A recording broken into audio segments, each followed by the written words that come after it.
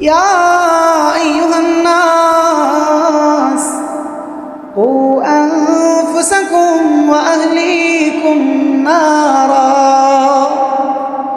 শুধু নিজে জাহান্নাম থেকে বাঁচবা না, ওয়া আহলিকুম নারা, পরিবারের মানুষগুলোকেও জাহান্নাম থেকে বাঁচাও, মহল্লার মানুষগুলোকেও জাহান্নাম থেকে বাঁচাও, পাড়া প্রতিবেশীকেও জাহান্নাম থেকে বাঁচাও, দেশের মানুষগুলোকেও জাহান্নাম থেকে বাঁচাও।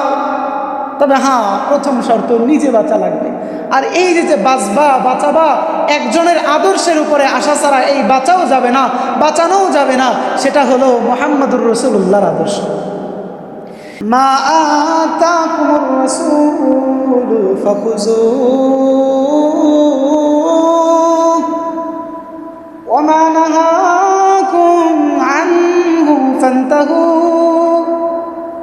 যদি তোমরা জান্নাতি হতে চাও, আমার রেজামন্দি যদি তোমরা অর্জন করতে চাও, ওই জিনিস করো যেই জিনিস আমার হাবিব ওহী আকারে আমার থেকে পেয়েছে।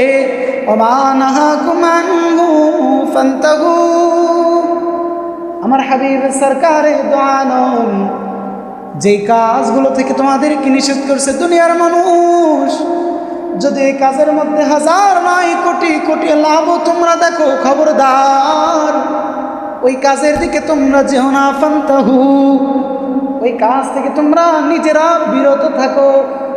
সিরাতে ইবনে হিশামের মধ্যে আল্লাহর রাসূল সাল্লাল্লাহু আলাইহি ওয়াসাল্লামের জন্মের পূর্বের অলৌকিক ঘটনা পাওয়া যায়।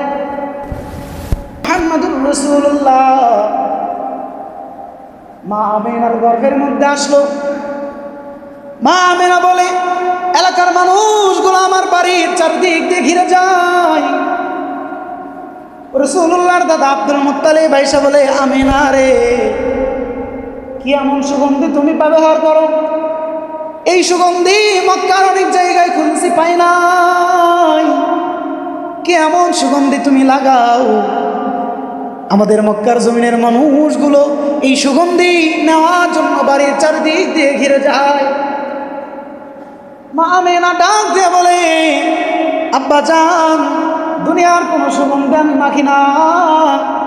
আমার এই গর্ভের মধ্যে যখন থেকে আমার এই কলিজার টুকরা সন্তান আসছে, বাবা আমার শরীরের ঘ্রাণ তো বাদ দেন, আমি যদি থুতু ফেলাই ওই থুতু থেকে মিশকের মতো ঘ্রাণ বের হয়। লাকাদ কানা লাকুম ফি রাসূলিল্লাহি উসওয়াতুন হাসানাহ লিমান কানা ইয়ারজুল্লাহা ওয়াল ইয়াওমাল আখির ওয়া যাকারাল্লাহা কাসীরা।